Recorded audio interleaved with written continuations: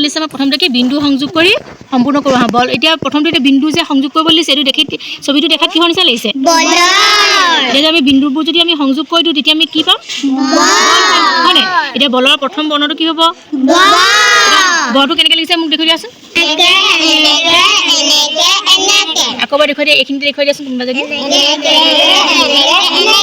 বা এতিয়া আৰু তলৰ আস্থানি মিলা আহা এতিয়া চাবা অঁ হয় নি মই আকৌ চিনিয়ে পোৱা নাছিলোঁ দেই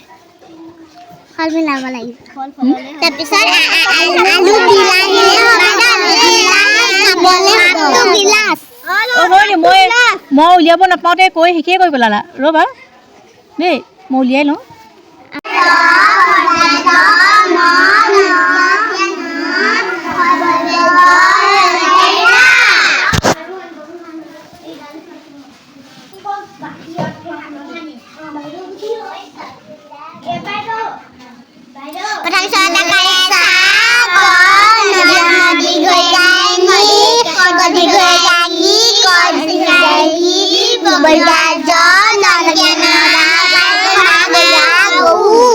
কচুৱানি বাৰীতে ৰুবলৈ ধৰিছে তেনেতে এটা শিয়ালে আহি বুঢ়াক মাত লগালে শিয়ালৰ প্ৰশ্নত বুঢ়াই উত্তৰ দিলে এই কচু কেইটামান আনিছো তাকে বোলো লগাই থওঁ শিয়ালটোৱে টেঙৰামি কৰি বুঢ়াক প্ৰশ্ন কৰিলে লৰিত্য মানে কি তোমালোকে জানাই বা ব্ৰহ্মপুত্ৰ হয়নে বাৰু ব্ৰহ্মপুত্ৰ এখন বহল তথা অসমৰ ঘাই নদী বুজি পাইছানে এই নদীৰ চাৰিওফালে পৰ্বত ভৈয়ামত বসবাস কৰা বিভিন্ন জাতি জনজাতিসকলৰ ভাষা বেলেগ বেলেগ হ'লেও সকলোৱে যুগ যুগ ধৰি কোনো ভেদাভেদ নোহোৱাকৈ মিলা প্ৰীতিৰে বসবাস কৰি আহিছে গীতিকাৰৰ মতে এই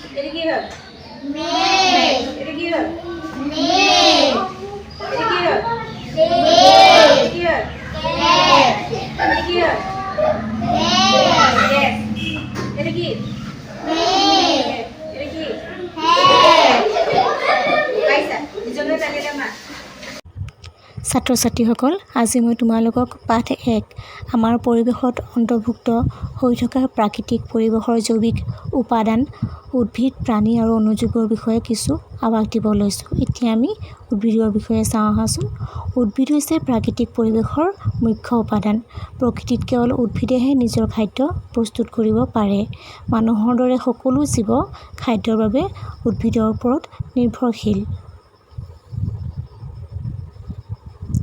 বৃক্ষ গুল্ম লতা আৰু তৃণজাতীয় উদ্ভিদৰ বাহিৰেও আমাৰ চৌপাশে আৰু কিছুমান উদ্ভিদ আছে সেইবোৰ হৈছে শেলাই ভেঁকুৰ মছ আৰু ঢেকীয়াজাতীয় উদ্ভিদ এইবোৰো হৈছে আমাৰ চৌপাশে থকা উদ্ভিদ পৰিৱেশৰ আন এটা গুৰুত্বপূৰ্ণ উপাদান হৈছে প্ৰাণী বিভিন্ন পৰিৱেশত বিভিন্ন প্ৰাণীয়ে বাস কৰে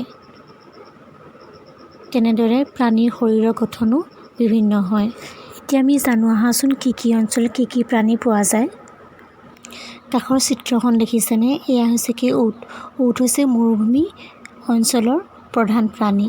ইয়াৰ উপৰিও সাপ, মকৰা, হৰিণা আদিও মৰুভূমিত থাকে।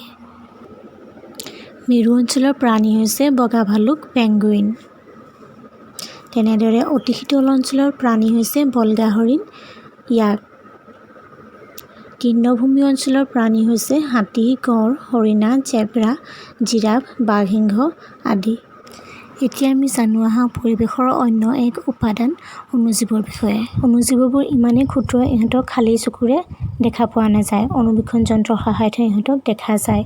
ইহঁত বায়ু, পানী, মাটি সকলোতে থাকে। তোমালোকে বিভিন্ন পৰিৱেশৰ প্ৰাণীৰ ছবি সংগ্ৰহ কৰি এখন এলবাম প্ৰস্তুত কৰিবা। আজিলৈ ইমানতে ৰাখিছোঁ। ধন্যবাদ।